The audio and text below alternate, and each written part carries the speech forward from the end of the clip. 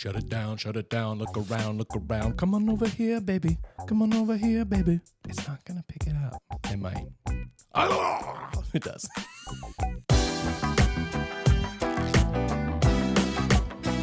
Hello and welcome to this week's edition of Hardly Working Through It, the show after the show where we take a deep dive into life, love, and labor. Boy, does my co-host know the intro as well because she's mouthing it as I say it. But I am SP. And I'm Kelly. And today we're going to be talking about the best and worst relationship advice that we've either heard or received or given ourselves. I don't actually know. Like, here's the worst advice I've ever given someone. Because most of the time when you hear advice, you tend to give it back if it works out for you. That's true. This week, we're going to be focusing on the best and worst advice, relationship advice that we've gotten or given. Yeah. And next week, we just threw it up on our social media on Instagram. We'll be taking some of your best and worst advice.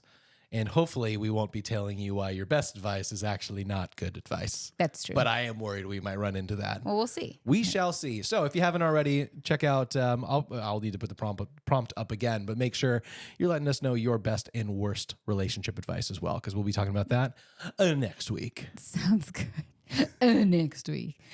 Before we dive in today, I wanted to ask you, where do you think you've gotten most of your advice from? Relationship advice? Yeah. Well, I don't mean to brag, but I have been in years and years of therapy. So that's where I've gotten a lot of it. I don't know. I may have talked about this on a prior episode. I'm not sure.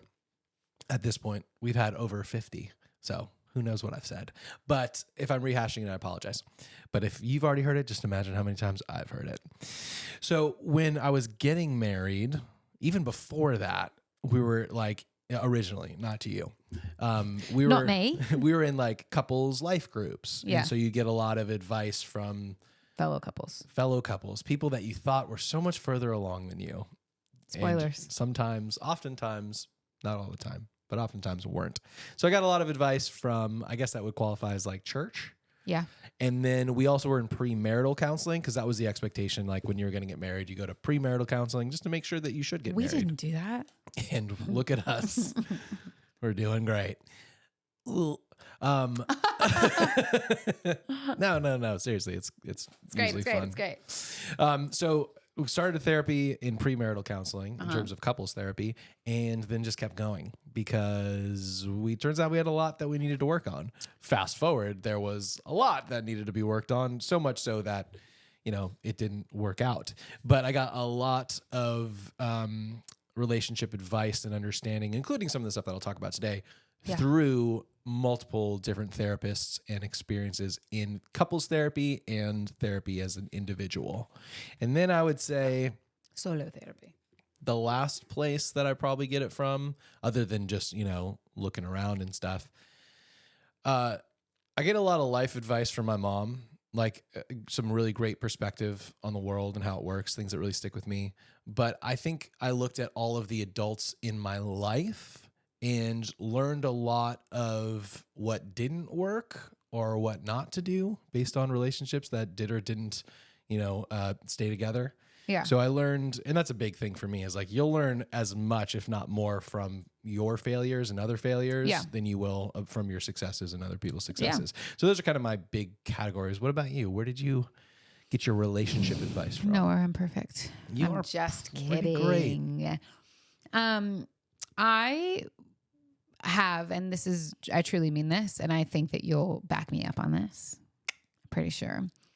I think that I have one of the best examples of what like a true partnership and good marriage look like. Not that they come without their faults, but my parents. Your parents? My parents. Yeah, they're great. They're pretty great. Yeah.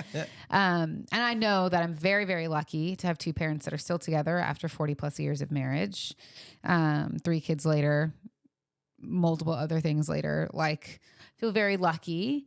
And they have been the best example for me. And mind you, we've talked about this and they know this too. Like when I was younger, it was a little bit different. Yeah. But, in the years that I really can remember, like truly just a really great example. So I would say a lot of my advice has come from them, mostly my mom. My mom really gives good advice. And unfortunately, similar to you, not lots and lots of therapy, although I do have some therapy under my belt where I have gotten advice from there as well. But most of my poor advice comes from the church and people within the church, because here's the deal. People are flawed. Yeah. But they think they know everything because they work at a church or are a part of a church. Yeah. Or because they've been married 3 months longer than you or something. It's my favorite piece. We're so much farther along than you. We've been married 3 months longer. So we totally have it figured out. As a veteran in marriage. Yeah. I'm like, okay, veteran, tell me more. So yeah, I think a lot of that from there. And even before I was married. Yeah.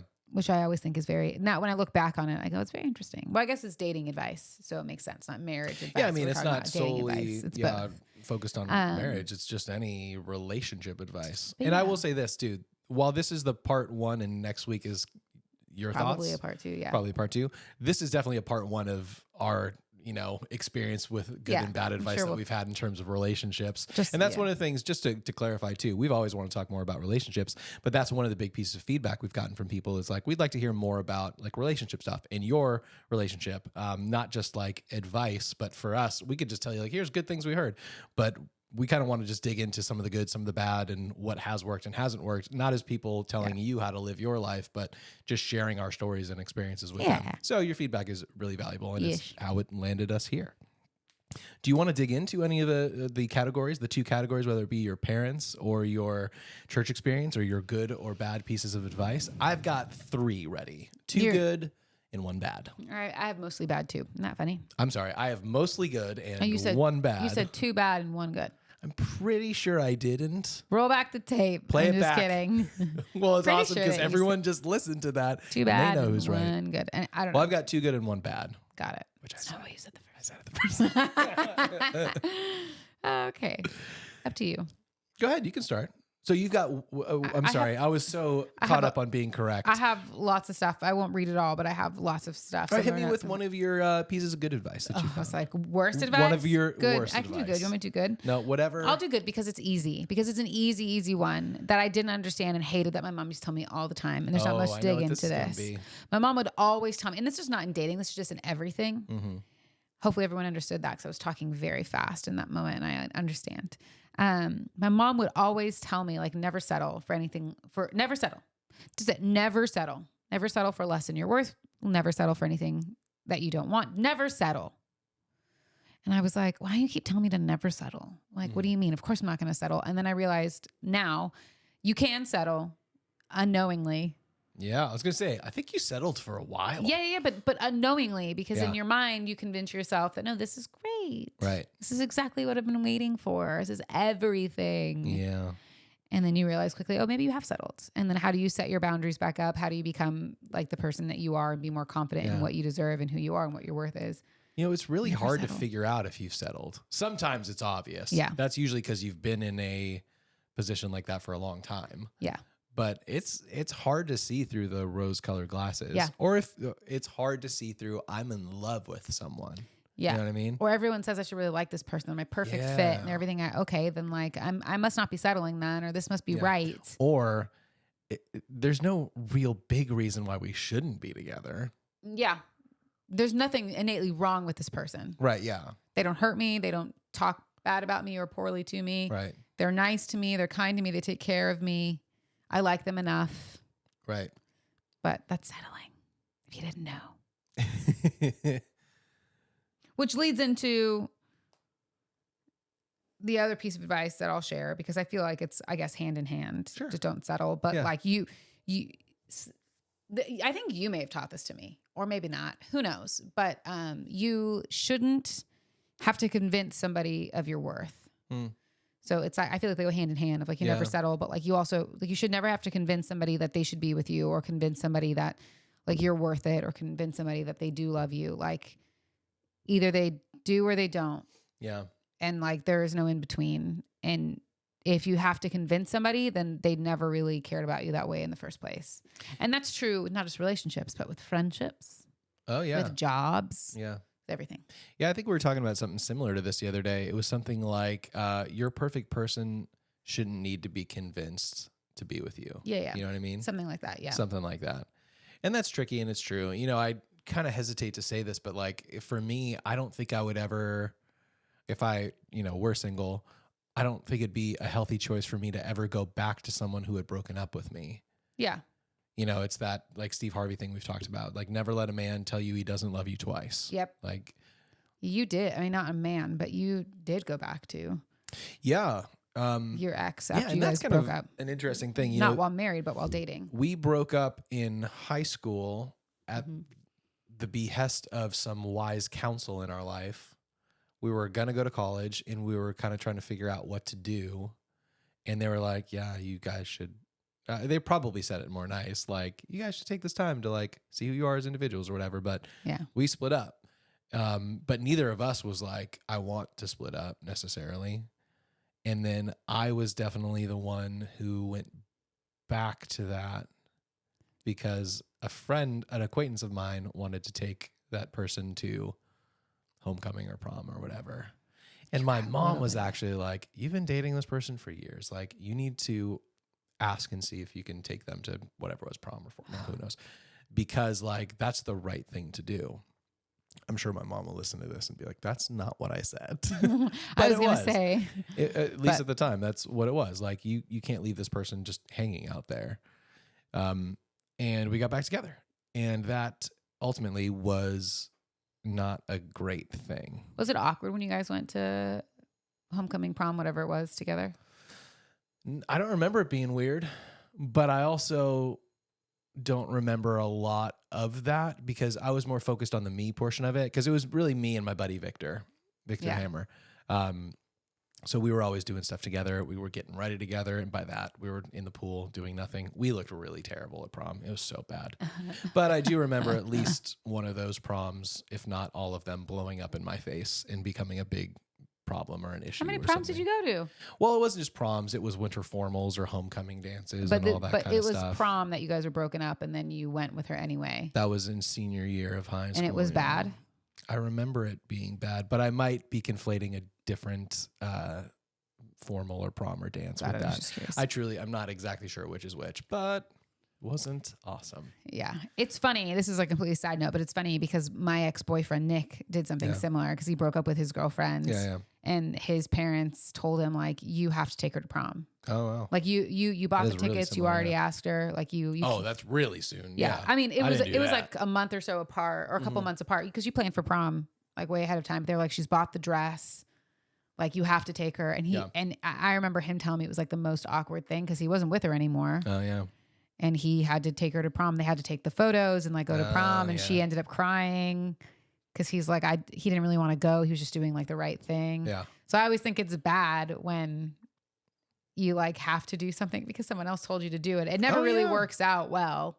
That's kind of a great piece of understanding about bad advice. Like it always comes back to truth finds you when you're ready for us. I know that. But if someone has to tell you to do something, truth probably hasn't found you yet. Like to force someone to do anything is rarely going to be the right choice in the long run. Yeah, for sure.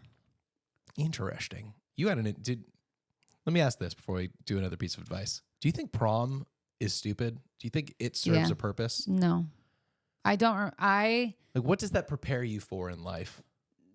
Nothing. I don't remember having a great prom experience. I don't remember having a terrible prom experience. Yeah. But I didn't. You went with a friend. Yeah, I didn't go with anybody that I liked. Yeah, I went with a friend. It was at Universal Studios, which is like the coolest part of it is that it was Universal Studios. Awesome. Yeah. But we didn't get to go on the rides. You were just like in a space. Oh, that's not awesome. But you got to be out in like one of the facade areas because like the buffet was kind of outside. Like the studio part of Universal? No, this is like in Universal, like in the studio, not in the theme park.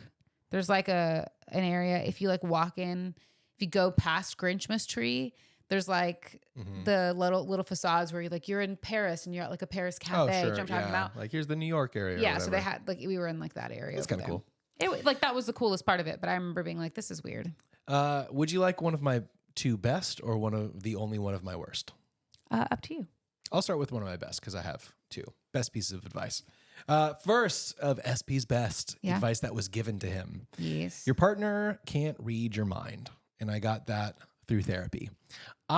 Whether it's nature or nurture or some combination of both, I tend to be passive aggressive rather than forward aggressive or Aggressive yeah, aggressive. just aggressive. Passive. So I keep my stuff kind of bottled up. At least I have in the past, and I still struggle with that sometimes. But I think the unintentional expectation I was putting on my partners was they know that I'm hurting, or they know what they did, or they know what I need to get better, and they're just choosing not to. Yeah. But what I learned in therapy was like, there needs to be a common understanding that unless you express your needs, that person is not entitled to or not supposed to know your needs. Yeah. Like, so you have to be able to say what you need in order to get what you need. I think that was a big life lesson for me. And I've seen it even in our relationship. You know, you and I do say things to each other very lovingly and soft on the edges and corners. Like, and we've gotten to this point this last calendar year where we've said to each other, like, hey, let's try saying what we mean more. Yeah. It's still really hard. It is tricky. Yeah. You know, We're just kind, soft people. yeah. I'm trying to think of like what an example could be. You know, I'm thinking maybe like kitchen stuff rather than being like, hey, would you mind like unloading the dishwasher? You might say like, you know, the dishwasher can't clean any dishes up until we get those other ones out of there, with the expectation that I would understand that you're like, can you do that now so we can move on and clean it? So we're trying to say the things that we mean more than just, you know, beating around the bush. Even what you said was kind of passive aggressive. I don't even know that we would say stuff like that. It'd more be like, oh, I said the dishes are clean. Were you planning on cleaning those out? That sounds passive aggressive. Were the dishes are clean? Were you planning on cleaning those out, or were you just leaving it to me? No, but like, or like, you started the dishwasher today? Yeah, I did. Okay, cool. And then one of us might be like, yeah, I was planning on cleaning that out. Okay, cool. Like, when are you going to do that? Yeah. I don't know. What both of us are not communicating it quite right, because it's never really that passive aggressive. It's always very kind things, but not able to say like, hey, I need your, a good example. Sorry, I'm kind of taking this from you. I'll stop. No, give me your example. So a good example for me that I've had to learn is like, when I'm making dinner, sometimes I just want you close. Like, I don't want to feel alone. I don't want to feel like I'm doing something alone. Not always. Yeah. But sometimes. This is a great example for what we're saying. Yeah. Sometimes I just need you to be in the kitchen talking to me or sitting at the counter. I don't need you to do anything. I just need to feel like I'm not in it alone. And I used to have a really hard time saying that. I used to be like, hey, can like you come up here and do this? And then you would come up and do the thing I asked you. Yeah. And then you go sit back down, and I'd be like, I just want you here. And I had to learn, and I get frustrated or hurt, and I had to learn to be able to say, and I think I do it better now, where like I can get like exasperated or like stressed or whatever. And I can look at you and be like, hey, I just want, can you come sit with me? Like, I just don't want to feel alone. And you're like, yeah, of course. Yeah. But that is me expressing exactly what I need, not just being like, hey, can you come like stir the rice? Or hey, can you come like flip Is that what stir the rice means? Yeah. Can you come stir the rice and sit your ass down? Thanks. No. Another good example of this, I hope this is okay to share.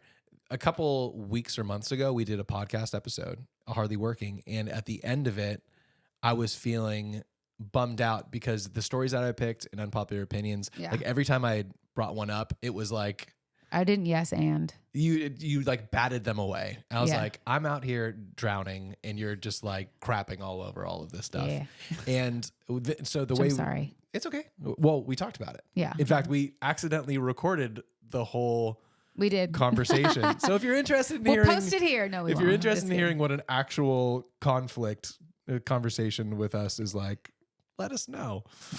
Maybe you'll hear it. But so the way we do it is we usually record 2 episodes back to back, Hardly Working and then Hardly Working Through It. So that was after a Hardly Working, and I could tell that I was really bummed. Like, I really felt like I didn't have my partner in that. And I thought like she should know that, she should feel that, and like understand that she didn't do that the way that we usually do this. And I don't think you did. No. And I had to bring it up, which, you know, it's always hard to bring things up because the feeling, at least for a person like me, is like, you should know. If I have to bring it up, then it's not important enough to you to have brought it up yourself. Yeah.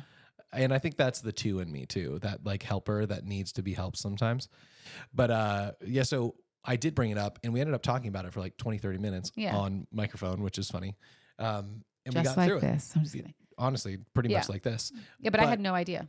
And that's the thing is I had this expectation that you would know that because you and I are very much on the same page a lot. Yeah. But until I was able to voice my hurt or disappointment or whatever it was, that's the point in which things shift. Like I can have a problem with you then if you're like, well, that's stupid. Versus if I never tell you, and I'm like, she should know that my feelings are hurt. Yeah. Like you can't read my mind. You can't know. Yeah.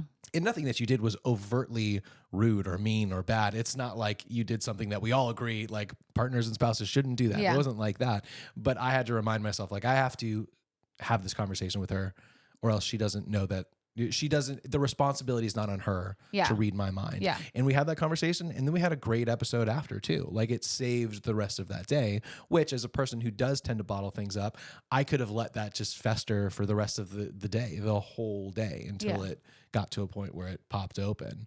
So that's just, I don't know, maybe a more clear actual conflict example of what I'm talking about, which is your partner can't read your mind. Let's see. I had some notes here. I want to just make sure. Yeah, go for it. When I was married before, that helped me try and not repeat things that I do and actually stand up for my needs rather than expecting my partner to guess it. Yeah, that's a big thing too, is it allowed me the permission to advocate for the things that I needed. Yeah. And that kind of goes back to what we were talking about a minute ago, which is like, let's try to say what we mean. Say it lovingly or whatever, but say what we mean. Because my desire for you is to meet your needs. And I'm sure that's the same for you. Mm-hmm. But we can't do that unless there's one, needs that are being expressed. Yeah. And two, clear expectations of what those things are or what you need out of that conversation. Yeah. So that's one of my best pieces of advice that still sticks with me today. That's good. What's your next one? Do you want a good or a bad? We did a good one, right? Give me a baddie. A baddie. All right. This is dating advice. Give me some bad dating advice. At least in my opinion, I think it's bad dating advice. Well, it's your show. It's my show. No, it's not. It's my turn. Courting is the best way to find a husband. So explain to the unindoctrinated what courting is. Seriously, because if you've never been in the church, you would never know what courting is. Why would you? Why would you know what courting is? It's a very Christian or religious term of things that they use. And truly, I don't even think I had heard about courting until I was like just coming into high school. Then it was like a really big deal at the church I was attending at the time. Yeah. And courting, at least for my circle in my religious environment, was you dated someone in a group of people. Like you didn't go on one-on-one dates. Oh yeah. It was very much you were going to court someone, and so you would invite them to come hang out with your friends, and your friends would get to know them at the same time that you would get to know them, and you would state your intentions. So I'm courting you because I want to marry you.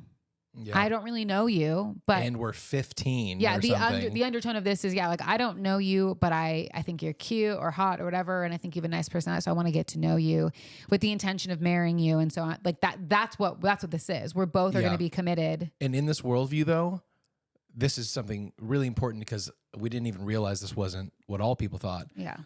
In this worldview, there was no point in dating someone if you did not intend to marry that person. There's no like kiss a lot of frogs. There's no like have some see what personality types match. Yeah. It was if you date someone, it is so you can marry that person. And imagine telling that to a middle schooler. Yeah, it's crazy. And a middle schooler and someone just coming into high school who knows nothing about, who's really learning about themselves, learning what is important to them, learning about the type of person that they are and the type of person that they need in their life to be their partner. I mean, I didn't get married till I was 26 or 27. I'm really grateful for that now. Most people in our religious circles got married at 20, 21, 22. Yeah. I did that. If you weren't married by the time you were 25, you were considered old. Yeah. Something's wrong with you. Something's wrong with you. Yeah. Which was me. Yeah. And which also is total BS. Yeah. And I really struggled with that. Like I had a mental breakdown on my 25th birthday because I wasn't dating anyone and almost got married when I was 27. I wasn't dating anyone. Yeah. I was just thinking that too. Yeah. And there wasn't anybody like in my circle at that time that like could potentially be a husband or a boyfriend because everyone was already married. Yeah. Because everyone was past 20, 22, 23, you know what I mean? Yeah. So it was a really big deal. And it was very interesting because it flew in the face of my mom, which I told you mom gives great advice. Yeah. I'm trying to open up my phone so I can see my notes. But my mom had told me like, no, it's important to date. Mind you, my mom didn't really grow up in the church. Her and my dad started going in like 2001 or something like that. So they got to live a normal dating life Yeah. and childhood My and all mom grew that up stuff. Jewish. My dad grew up Catholic, but I don't know that they were ever like super, super religious. And my dad, normal, he grew up on like Military base. Yeah, military bases. But my mom, like, they did date a bunch of people in between. You know what I mean? My mom had a lot of boyfriends and like figured out what she wanted and all that stuff. And she was kind of the person who ended up telling me, like, she always thought courting was a weird term. And really was like, you should date people. Like, there's nothing wrong with that. And it took me a long time to get to a place where I was like, it's okay to just date to date. Like, not everybody you date has to be my future husband. Like, I can go on a single date with you and decide, or multiple dates, or a date for a few months. Yeah. But I can tell myself I'm only going to go on one date with this person. And if it's good, I'll go on another one. And if it's not, like, I'm not going to. There was no room for that permission to be given within my experience at the church. It was like, if you went on especially me, someone that had worked at the church, my parents were very involved. So was I. Like, if you went on a date with someone, you needed to be serious about that, because tomorrow, guess what? Everyone's talking about the fact that you went on a date with that person. And it's like, oh my goodness, Kellie and we'll just use Nick because that was a big part of it too. Nick, they're going to get married. They're like perfect. Like this. Oh my goodness. Can you imagine? They're so great. And anytime someone would see you, they'd be like, oh, how's your boyfriend? How's the person you're dating? It's like, you almost felt guilty if you were going to be like, oh, like I didn't like that person. It's not working out. It was like almost this, I'm sure it's your experience as well. It's that pressure to make it work. Yeah. And to make it good. And I'm someone who I would consider is very hard-headed. I'm very confident in myself. I'm very strong in my beliefs about whatever that is. I think I'm hard to sway. Maybe you can tell me otherwise. In some things, I think I'm easy to sway, but most things I would try to convince you of that, but it would be impossible. It'd be impossible. But I think I'm a very like strong, independent woman who's like, this is what I want. And this was a weird part of my life because I had a hard time living in both, of being like, I'm a strong, independent woman who should be able to make decisions, but I'm also a people pleaser and a helper. And so like, I had a hard time balancing both of those things. And most of the time would just lean towards, like, I'm going to people please because that's okay. Like, you know, it could probably make it work. It'd be fine. And not always. There were times that I was like, no, I did not like this person. Like, y'all think it's great. I don't. Yeah. But it was a very weird thing. Yeah. I want to throw this out there too, because it's pertinent to what you're saying. And I apologize for using this word, but this was truly the word that was used. If you weren't like what you were describing, which was like, we went on one date and now we're in love. If you went on dates with like multiple people, you were considered a slut. Jezebel. Yeah. That is what people would say. Yeah. 100%. Yeah. Because you were dating, you was like, oh, this person, for dudes, they were just a player, but girls, it was that. Even within, at least my experience within the Christian church. Within the church. This was what they were saying. That person's a slut. Yeah. She goes on, she's like dated everybody. She's dated everyone in this youth group. And I'm like, she gets around. Yeah. I'm like, now I look at that and I go, I hope Brooklyn goes on multiple dates. Yeah, yeah. Because I want her to know, I want her to be confident in what she likes and what she doesn't like. Yeah. And the type of personality that works with her and the type of personality that does not. Like, I want her to know that. And I do think the idea, I think a lot of things that the church does, especially for young women, is very controlling. That's a lot of my stuff on here from my negative advice. It's mostly from my church experience. Yeah. As someone who was in leadership, like, and all that stuff, like it's hurtful. Like, it can be really hurtful, not just like an inner pain, but like to that person's persona, to like who they put out in the world. What's that word I'm looking for? Their starts with an R. Who am I today? Words are hard. You're saying what people put out to the world, like, yeah, like it can be really hurtful to their how they represent, their representation of themselves, their perception of themselves. Sure, we'll do that. That's not quite the reputation. Big Taylor reputation. Swift. I should have known. But yeah, like, it can be really hurtful to that when you start telling these lies or start having people believe that, like, well, if they're not courting, then like they just want to sleep around, even if they're not, or like they're just a slut. They just really they shouldn't really be here. They're not really a believer. Like, lots of that stuff. Yeah. It's all very hurtful to the reputation when it's like, no, guys, like, they're actually doing something. Well, I don't know if they're all doing something healthy, but dating people and having experiences and knowing what you like and don't like is actually really healthy. And to add to that, because I know we kind of talked about this for a long time, but like, to add to that, like, I am a very different person now than who I was at 15. I'm a very different person now than who I was at 18. Yeah. I'm different now than I was at 21, 22. Yep. I'm even different now than the person you married at 27. Yeah. Like I've than what grown you were a year ago. Absolutely. Yeah, I've grown and I'm different. I can't imagine now, knowing where I'm at, trying to marry someone at 21, 22, and you have personal experience with this, and hoping that we grow together, because I do feel like those are our formative years still. Yeah. I feel like now, like even though we're growing, I feel like I'm old enough and I'm mature enough. I never understood when people were like, yeah, 20s, yeah, you're still like a kid. Like you really learn more in your 30s, and then it'll be the same when we get into our 40s. But like I feel more grounded now. Like I know what I'm doing with my life and my profession. Like I know who I am. I'm confident in that. I don't really care what young people have to say about me, because I'm like, I just am who I am. In my 20s, I was still very easily persuaded to different things. I can't imagine getting married in my early 20s and hoping and praying that my husband and I would continue to grow and be the same people as we were still trying to just figure ourselves out. Yeah. I think that's an incredible insight. And that kind of leads me into my bad point. But before I jump into that, there was a few books that if you grew up in the church in the late 90s, early 2000s, that were a part of your life. There was the Bible, duh. Boundaries. There was Hedges, is that what you mean? Yeah. Well, Boundaries was another one, yeah. Sure. Wild at Heart was another one, raising boy children. Oh my gosh. And whatever the girl version was, Wild at Dress, who knows? Oh my God. Purpose-Driven Life was a huge one. I did that. But there was one that I never read, but it was huge in the culture, which was called I Kissed Dating Goodbye. Oh, yeah. It is literally a book on why you should court people. There's 2 of them. Rather than date people. Yeah.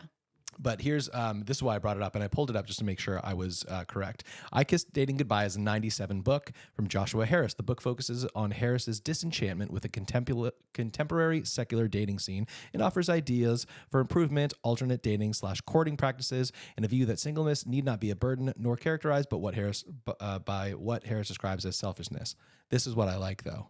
This dude wrote the book on courting. Yeah.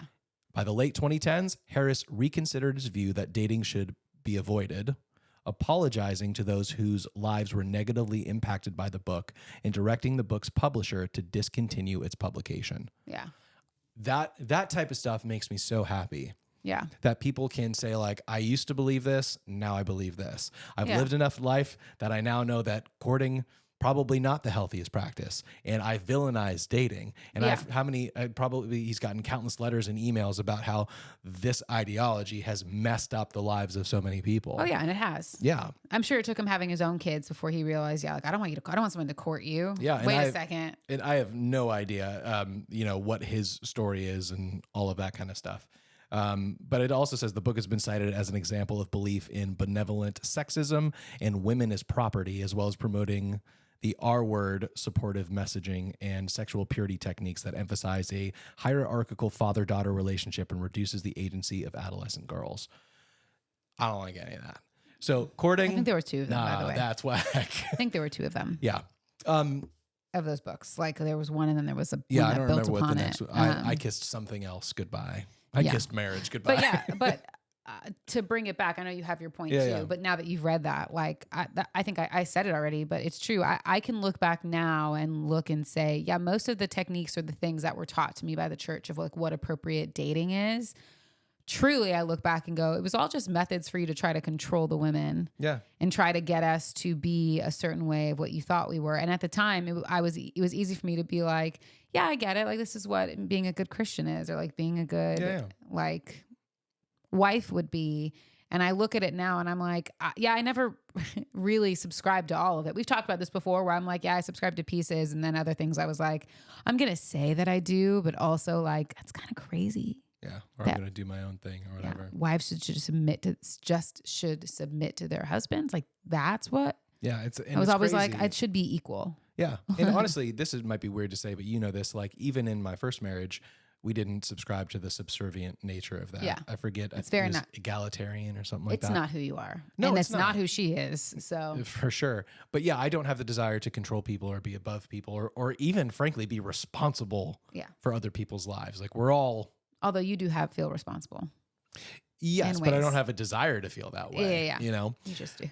Yes. Anyway, not great. Anyways. So there's that. So I want to get to my my worst advice. Okay. which is never give up. That's right. Never give up, never give in. Relationship advice, whether that's dating or marriage. Obviously, this is harder to think through with marriage. It's not harder to think through, but it's tougher to practice, but definitely in dating. So take it or leave it, use it, lose it, whatever, but never give up. I know I've said this on the show before, but I just want to bring up this quote that I saw. It says this: some of the worst advice is to never quit or don't ever give up. Knowing when to quit and to move on takes true self-awareness. Yeah. Quitting opens you up to what you're truly meant to do. Wise people let go when they need to. Yeah. Dude, I held on for way too long in relationships. Yeah. And it really was damaging, truly. And it was all of the reasons that you talked about. The courting stuff that anybody should be able to, like, if you went on a date, you're trying to get married, and like, as long as you have Jesus, like, anybody can make it happen. Yeah. Even though statistics will show us That's not true. that's not the case. But I also want to say this too. I was flying home from DC and I was watching this movie. It's called I Want You Back with Jenny Slate and Charlie Day. It's on Amazon Prime Video. So you can probably watch it if you like it, or if you'd like to.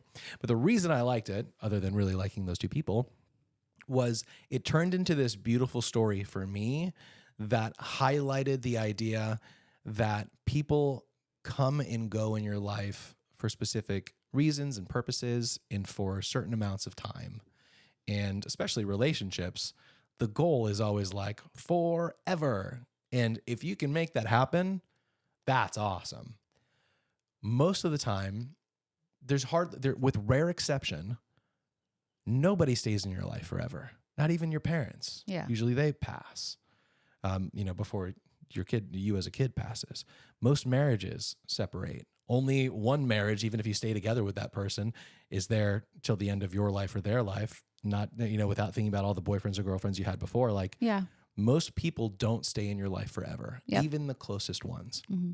But to me, this movie highlighted the beauty of people coming in for specific purposes or specific moments. Yeah. For me personally, I think about, my first marriage with Whitney, and it's really easy to think about that as just like one whole train wreck, a dumpster fire, a failure in my life, all of that. Yeah. But the truth is, like, she was in my life. Well, let me back up. I think that it's our job to assign purpose and meaning in our own lives. Yeah. Because there's no purpose and meaning for everybody's life. It's all different. And usually it's what's important to you. For me, one of the purposes I have in my life is to try to make my kid's life the best that it can be. That's a purpose that I've assigned to myself. If you don't have kids, that doesn't make any sense. Why would that be your purpose? Yeah. Everyone has assigned purpose that you give yourself. So first of all, give yourself permission to give yourself purpose. I can see that relationship with Whitney, that marriage, I can see it as having served a purpose. Without that, I would have never gotten to Brooklyn, and Brooklyn wouldn't be here. Yeah. And as much as I would hate to do it, I would do that 1,000 times over and over again if it meant having Brooklyn or not losing Brooklyn. Yeah. And I think the tricky thing is, especially in love and relationships, is there's hardly ever a good exit to things. Even if you can say, like, in my case, this person brought my favorite thing into the world, my daughter. She's pretty cool. She's pretty cool. It's hard to value. How did I say it? How can you value what a person contributed to your life while also not hating them or villainizing them in the end? We talk about it a lot. We're all the main characters of our own story. Yeah, that's true. And people, especially when it comes to romantic relationships, will come and go. Yeah. But not every ex-boyfriend you've had or ex-girlfriend I've had Is bad. is the worst thing ever. Like, and it also doesn't mean they're bad people. They just weren't the right people for us or as individuals. And so I think the reason I bring up the movie is because it really highlighted the beauty of having people come into your life for a reason and leave, and how that is really hard to deal with, because especially for me, but I think for a lot of us, we really want to hold on to that safety and that security and value what that person is, or we're afraid of what people will say if we break up or get divorced or whatever it is. So we hold on so tightly to that. But like, once you've planted an anchor into the ground, you have limited where you can go. And like, sometimes you have to pull that anchor up or cut that chain in order to move to the next phase of your life and the thing that was supposed to be there, even when you were sure that that person or that relationship was going to be there forever. Yeah. So I think there's a lot of value One, in not subscribing to the ideology of never give up, because I think wise people know when to let go. Yeah. And also trying to figure out how you can value, honor, and appreciate the people who come in and contribute significant, important moments and things to your life. Yeah. Without letting it be your everything. Yeah. I think that's really wise and really important. I think it's the strongest thing you can do is to know when to walk away or know when to give up, and not just in relationships, just in general. Yeah. You know, I think it's a really, really strong and important thing to know how to do and to accept that it just is. Yeah. And you know, one of the big reasons why that marriage split out, like one of the final straw things was, and I've talked about this a little bit, you know, I used to think it was better for Brooklyn to have parents that were together, even if it was unhealthy, than to be split between two houses. Yeah. And that was a big realization when that shifted, where I realized that's not the case. Yeah. This isn't better. In fact, it's doing her a disservice. But the other part of that really helped me in terms of understanding this and making that decision, which ultimately seems like the best for everybody. Yeah. Everyone's happy and married. Today we were at Brooklyn School, and Brooklyn was like, group hug for you, Whitney, and me. And we all group hugged. Like, hard to argue that this isn't the best outcome for everybody. But, pardon me, when I was faced with that decision, and sometimes when I'm faced with other hard decisions in my life, but particularly that decision in that marriage, I asked myself, if Brooklyn was in the situation that I was in, what would I tell her is the best decision to make? Yeah. Like if she was in a relationship, that was all of the things that was like, You'd have told her to leave. I would have told her, this is not the person that you need to be with the rest of your life. And just because you made a promise or a commitment at a wedding doesn't mean that you need to be bound to this person forever, because you deserve to be loved and treated well and taken care of, and to be excited with who you're with and feel safe around the person, all that kind of stuff. And when I shifted it to that idea of what would I tell my kid in the same situation I'm in, it made it easier for me to make the hard choice that ultimately, like we just said, turned out to be the best case scenario for everybody. So that's my 2 cents on my bad advice. I think that's great, honestly. And that was good advice. Never give up is bad advice. Yeah. But saying that it's okay to give up, and then it's important sometimes to know when you're done. Yeah, I think the good advice is learn when to let go. Yeah. And give yourself permission to do that. And that's not just relationships. That's everything. jobs. It's tons of different Friendships, stuff. Yeah, of course. Know when to let go. But not only that, it can be with food or with alcohol. Like learn when to let go. Learn when that person, place, or thing is no longer serving you in a way that's healthy. Yeah. That's the good advice. The bad advice is never give up, never surrender. Yeah. That's how people die in war. Yep. Never give up, never surrender. In life and war. Yep. You have anything you want to add to that, or do you want to do your next one? I can do my next one. Like I said, I said it. I think it's really strong to give up. Sounds so weak, or like I gave up, but like I think it's strong and it's brave to know when to let go and give up. Yeah. And to move on. Mm-hmm. And I think that's true in everything, you know.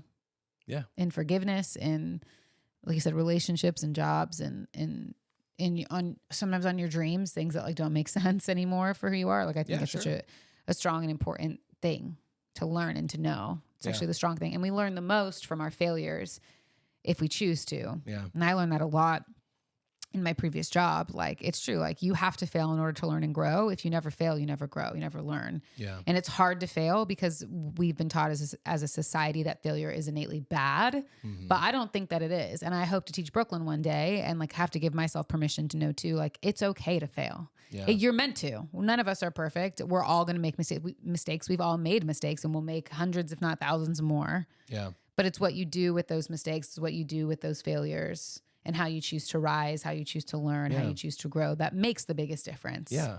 Yeah. I think learning when to let go allows you the opportunity to still grow. We all have seen, either in movies or in our actual lives, the people who are somehow still stuck in high school. Yeah. You're like, why are you wearing your Letterman jacket? Yeah. You're 30. Yeah. And it's like, if you had to be stuck in high school for the rest of your life, you wouldn't learn the lessons and have the growth that you would get from, in this metaphor of life, the college lessons and grad school lessons and the workplace environment lessons and the getting married lessons. Yeah. Because you're like, isn't high school great? Yeah. Like no one's here and it's empty and all the food's gone bad and no one wants to play football with me, but like high school, am I right? You got to let go in order of certain things in order to free yourself up to go to those next ages Yeah. and stages and lessons. That's Anyway, true. hit me with one of your good and or bad pieces of advice that you've received. Okay. This is a bad and a good together. Okay. So it's a mediocre advice, really. but it's like the bad advice and then the good advice that came later. Okay. That's actually Yeah. good. And like I know some people will disagree with this. You might we've talked about this a little bit, but the biggest advice I feel like everyone got within the church was like, you never go to bed angry. Never go to bed angry. And so instead, stay up super late and fight your little hearts out until somebody passes out or you're finally okay. Yeah.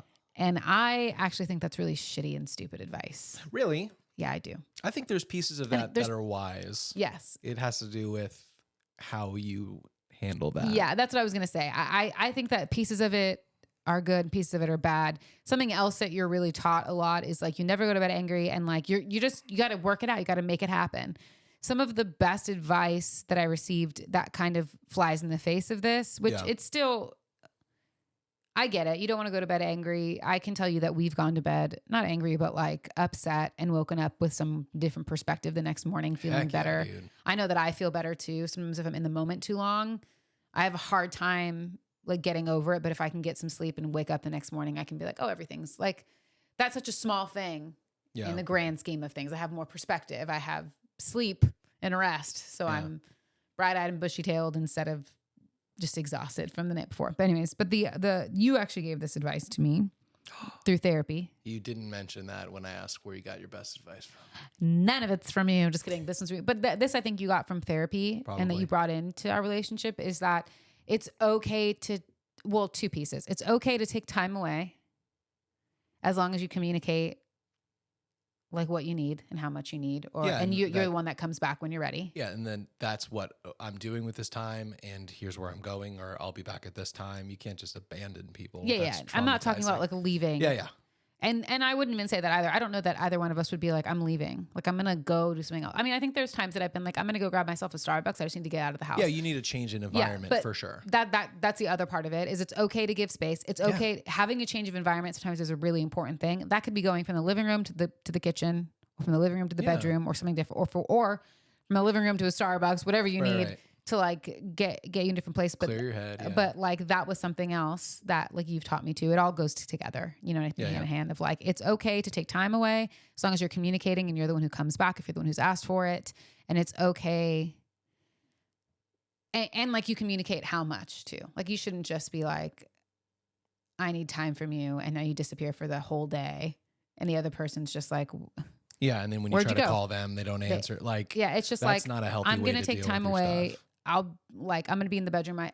I'll come back within the next 30 minutes or an hour. I just need some setting time. an understanding of when we can come back. Yeah. But also setting the understanding that it is okay if that person needs to like get a new scenery. They need to go for a walk. They need to just clear their head. That's totally okay as long as it's communicated. And well, that's the difference between communication and manipulation. Yes. Walking out is playing that power card of you don't even get to know where I am and you get to just sit in your misery. Whereas I need to go get a Starbucks to clear my head. I'll be back in a few minutes because I can't have this conversation with you right now. Yeah. That's enough. Yeah. And the other thing that I think we've talked about too, sorry, it's all together, is that it's okay to pause a fight. Are you talking about an like argument. a night or just in general? Just in general. Like it's okay to look at your significant other, your person and be like, hey, can we pause? Like, this is just a lot for me to talk about right now. And I'm feeling really distant from you. And I think I just need to be normal. Yeah. For an hour, and we can come back to this when I know that for me, I go when I know that I'm safe and that we're okay and that you still love me and that we're on the same page. When I'm reminded that this is a safe place and that we love each other. Yeah. Yeah. And so all of those things are good advice, at least in my opinion, of things that then play into the bad advice of never go to bed angry. Where I go, I agree. I can pieces of me can be like, yes, I understand. Like you don't want to go to bed angry. And also if you communicate well enough with your partner, you should be able to say like, hey, I don't want to go to bed angry with you. Yeah. Can we pause? Right. Like if we can't come to a conclusion or an understanding right now at a decent time to go to sleep, because I don't want to stay up till 1 a.m. like so arguing, many fighting nights with of you. 3 a.m. Not with drawn me. out, never Yeah. with you. But you know what I mean? Like rather than And staying. I'm talking hundreds. Yeah, I know. Hundreds of nights like that. I'm gonna hold this first. Do you remember any of like any of the arguments you would have that would force you to stay up till 3 a.m.? Or just kind of everything and anything? Well, it's tricky because, I never want to air anyone's dirty laundry, especially people that are still in my life. I'll say this though. I mean, I was having these drawn out, there were fights. I mean, like I described earlier though, I'm very passive. Yeah. So, I don't know what you would call that, conflicts, but, starting from high school, Yeah. like I got in significant trouble for staying out too late because I wasn't allowed to leave until we fixed the argument. And now, Mom, you know why he stayed out so late. Not because of me, but. No, I didn't know you until a decade later. But also, like, even in college, like on the phone, having to go out to my car because I had a roommate to hash this stuff out. And then that, was the same in marriage and stuff. It didn't stop. Like marriage, here's some advice. Marriage doesn't fix any problem that you have. Yeah. Don't expect marriage to fix your problems. It will magnify them. Yeah. Which is good advice. Good advice. And some other podcast will be like, my bad advice is marriage doesn't fix your problems. I heard that from a dumb podcast. It does not fix your problems though. It doesn't. It really doesn't. Because the only person that can fix your problems is you. No situation or thing can fix that. But anyway, it led into marriage too. And we were stuck in the philosophy of never go to bed angry. Yeah. And I think what's wrong with with a lot of the advice that we're talking about is bad, is it is so broad stroke as to appeal to the most people. Yeah. Everyone understands don't go to bed angry. Yeah. You know what? Most people aren't wise enough, mature enough, grown enough, or had enough life experience to actually hear is, we don't want you to go to bed angry, but you also need to be mature and healthy enough to be able to say, hey, I know we have big emotions right now and neither of us is loving each other, but I just want to say, I love you and I know we want to solve this. Can we get back to this? Can we put a pin in it and remind ourselves that we are still in love? We're still each other's partners and safest place, even in the midst of this. Can we put a pin on it and say tomorrow at this time or whatever it is, we'll talk about it? Because that's what you should be doing. Yeah. Especially because this is why, yes, to all of the stuff. I just need you to know. Yes, 100%. Cool. But because I think it is so mature, especially in a world where like we do have kids, we do have jobs, we do have deadlines and things, like how unloving and selfish is it to be like, no, we're not going to go to bed angry. So we're going to fight this out however long it takes. I don't care that you're working tomorrow and have to be up at 6 a.m. to take our daughter to school. I don't care. Like we're gonna figure it out. We're gonna figure it out and go to bed. And guess what? I don't have to get up and be anywhere in the morning. Yeah.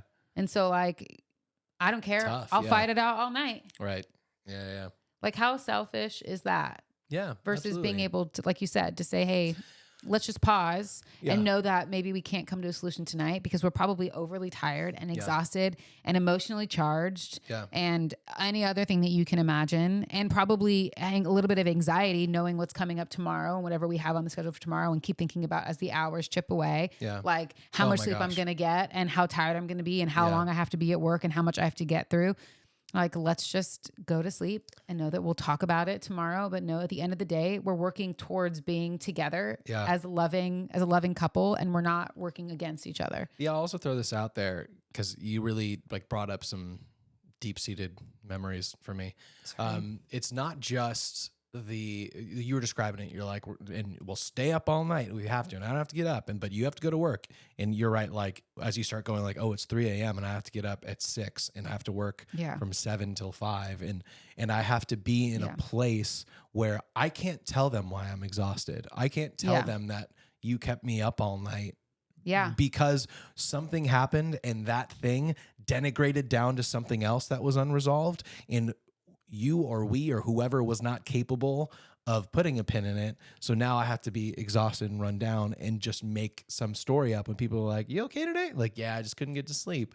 And now I have to live an inauthentic life too, because of what my partner's expectation. Yeah, with the impending doom that even though you quote unquote work things out the night before, oh, how great for us. It's not perfect. And you're going to go home after you've been tired at work and worked a full day. Totally. And have to probably deal with the same thing or pretend that everything's okay. Yeah, and you're after sleeping next to someone in a bed that you're like, I don't want to be here because I'm upset because you made me stay up so late, but sleeping on the couch will get me in more trouble. Like, oh boy, sorry, there's so much. There's so much. And I want to throw this out there too. Being able to let go of, or being able to say, can we talk about this later rather than solve this right now, I think is really, really hard for the types of people, whether it's nature or nurture, who for whatever reason believe that their needs will not be met unless they fight for their needs to be met. It's very difficult, one, to be that person and have that belief that I have to fight for my needs. And if I don't, I'll get walked over. It is very hard to be in a relationship with a person like that too, who feels like if they're not fighting you for their needs, they can't get them met. If you're the type of person who's there to be like, I'm here to have a happy life in marriage, not to neglect your needs and desires. I just want to throw it out there that I don't know what type of people are listening to this, but if you are the type of person who feels like you have to fight for your needs, it is hard to let go and say, like, we can talk about this later, because maybe you don't believe that you will talk about it later. Maybe you'll think that it is better to fight this out right now than it is to go to bed so sad believing that I'm with a person who's never going to take care or get me what I need emotionally or mentally. So I know it's easier said than done, but I will tell you, it really is the mark of growth and maturity if you are the type of person or in a relationship with two people that can go, I know we're in conflict right now. I also know this is not who we are. Yeah. And if you hear that and you go, yeah, but that is who we are. Never give up. No.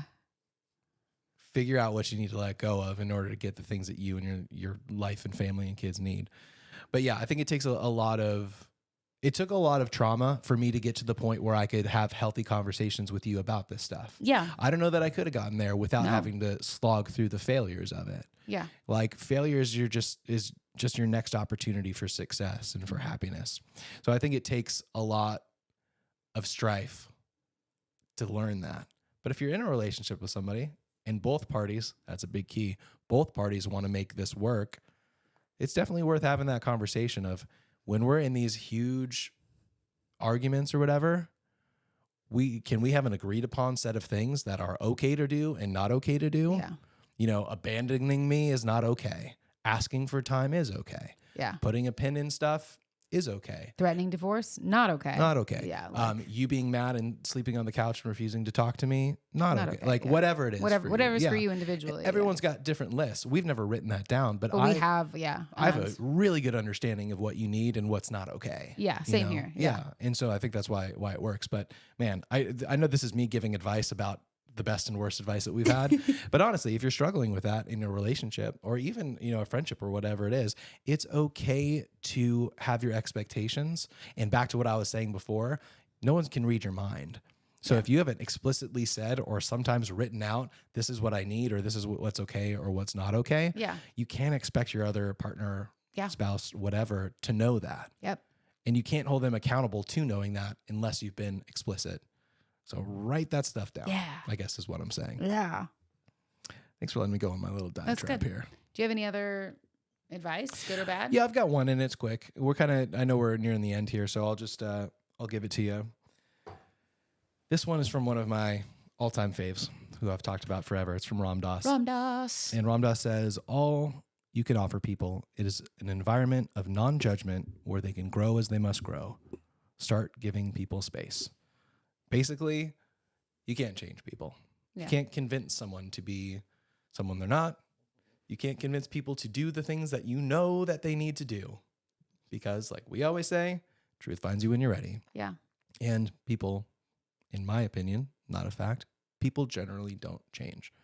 But the only thing that we can offer anyone is an environment, a place and space where they can be loved, seen, heard, encouraged, as they go through their mourning processes, not mourning, but like sadness processes, their grief, their hurts, all of that kind of stuff. Because no matter what you tell somebody, unless they get there by themselves on their own, unless truth finds them when they're ready, doesn't matter how right you are about something, they're not going to hear it, and it's not going to be lasting change. Yeah. That's my good piece of advice, is give people space to grow in the way that they must, rather than projecting onto them the things you know they could and should be doing. Yeah. And it's a hard thing to do, especially if that person is your kid. You know, and you're like, I see my kid going down this bad path. It is your responsibility to help them and give them advice and be there for them and to be more hands-on than a relationship or a spouse or that kind of thing. At the same time, I worked at church for a long time. I had a lot of parents tell me about their nightmare children and about how, you know, they need to be fixed and all this kind of stuff. Yeah. I can tell you, sometimes the harder you push against something, the further it pushes a person away. That's fair. So I'm not here to give any type of parenting advice. But in terms of relationships, I think it's wise to remember that you can't make a person change. Yeah. That has to be a conviction that they have on their own. That's true. But in giving them an opportunity, a judgment-free environment to do that, I understand that some things need judgment and some decisions are so bad that you need to say something. But just remember that people change when the pain of staying the same outweighs the pain of making that change. And no one can convince another person of that. They have to come do it on their own. Truth finds you when you're ready. That's that, baby. Well, thanks for sharing all your good and bad advice and some of your own personal stuff about your life. Yeah, and thanks for doing the same. Yeah, of course. Next week, like we said, we're going to be pulling what you guys tell us is your best and worst pieces of advice. We'll be seeing what that looks like in our life, and I'm excited to see what people have to say. But until then, I hope you have a wonderful week, an incredible weekend spent by yourself in peace and joy, or around people you like or even love. But no matter what you do, I hope you spend most of your time hardly working. We'll see you next week. Bye. Bye.